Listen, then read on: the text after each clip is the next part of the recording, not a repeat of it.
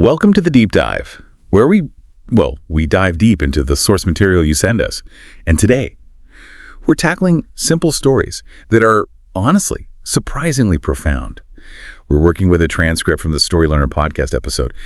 And let me tell you, these stories, they might seem simple on the surface, but they pack some serious wisdom, real nuggets of truth. It's amazing how these stories, the kind we often share with kids, they have this way of resonating with everyone no matter their age. They give us this framework, a way to grasp these big complex ideas, but in a way that's, both easy to remember and relatable. Totally. It's like that saying, what is it?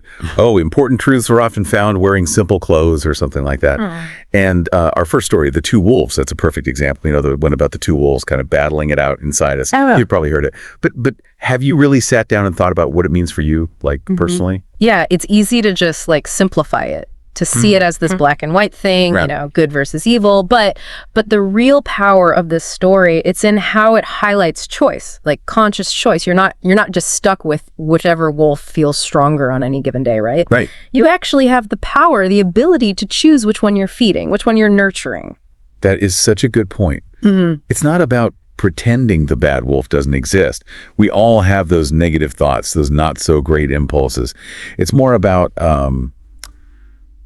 recognizing that we have a choice in how we react to them. Do we just let them run wild, control us, or do we make the effort to nurture the good wolf inside us? Exactly. Every decision, even the little ones, it's you're choosing which wolf gets a piece of meat. Do you, lash out when you're angry? Well, you're feeding the aggressive wolf then. But if you take a second, breathe, and choose patience, well, then you're strengthening that calm, compassionate wolf. Yeah, it's like a muscle. The more you work it, the stronger it gets. The more you practice recognizing those negative impulses and consciously choosing a different path, the stronger that good wolf inside you becomes. And I think that's a really empowering message, don't you think? You're not just along for the ride, You're not a passive bystander in your own life. You're the one building it. You're the architect of your inner world. I like that. The architect of your inner world. I like that a lot. So, ready for another story. This next one, it always gets me thinking, Yeah. It's the farmer and his horse. And it's a classic example of how what we think is good luck or bad luck might not be what it seems. It's a wild ride, that's for sure. Yeah. Just when you think you've got it all figured out, bam, the story throws a curveball. Yeah. It really makes you question those assumptions about, what's actually lucky or unlucky. Exactly. It's you start off thinking, oh no, the horse ran away, that's awful. But then, surprise, it comes back with a dozen wild horses in tow. So you're thinking, okay, that's got to be good luck, right? But then, hold on, the son breaks his leg trying to tame one of them. Ouch. Back to bad luck. But wait, the army comes recruiting, looking for healthy young men, and suddenly that broken leg doesn't seem so bad after all, does it? It's incredible, right?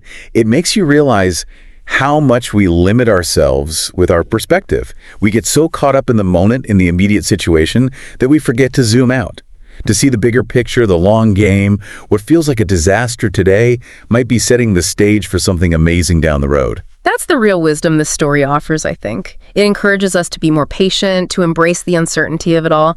Life is rarely black and white, It's full of these twists and turns, things we could never predict. Totally. So instead of jumping to conclusions, labeling things as good or bad right away, Yeah. maybe we could all learn a thing or two from that farmer and just say, interesting, let's see where this goes. I love that. It's like shifting that mindset, from all that anxiety and judgment to a place of curiosity and acceptance. Exactly. It's about trusting that even when things don't make sense, even when we don't have the answers, Yeah.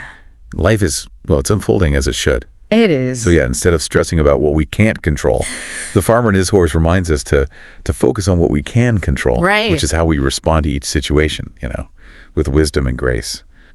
Okay, so on to our final story, which, it's one of my personal favorites, the Starfish story. Oh, the Starfish story, right in the feels every time. It's just a really beautiful way of showing compassion, and the impact that even just one person can have. It really gets you with that picture of the little girl tossing those starfish back into the ocean one by one, and that massive beach in the background. It's this visual representation of just how many problems are out there. It's easy to feel overwhelmed, right? What can I even do?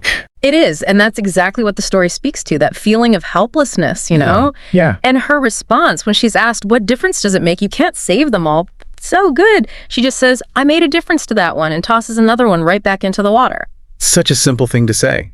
But it just, I don't know, it changes your whole perspective. Instead of getting stuck on the hugeness of it all, she focuses on what she can do, the actual impact she can make. Right. And that's huge. Because it reminds us that we don't have to, solve everything to make a difference. It's a call to action. It's like, it's saying, stop feeling helpless. You have power. Yeah. You might not be able to single-handedly change the world overnight, but you can make someone's day better. You can make a difference in your own little corner of the world. Right, exactly. You can choose kindness, choose compassion, even in the smallest interactions. It's about, like you said, focusing on what you can do, not getting frozen by what you can't.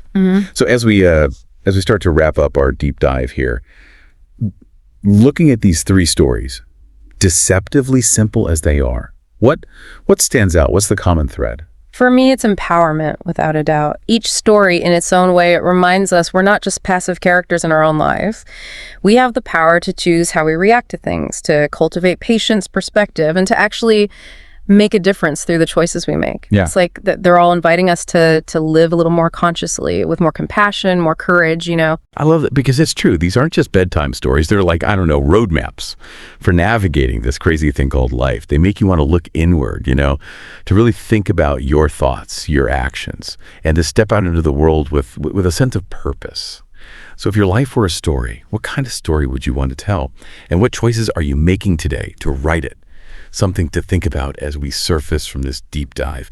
Until next time, keep exploring, keep questioning, and keep seeking those hidden gems of wisdom all around you.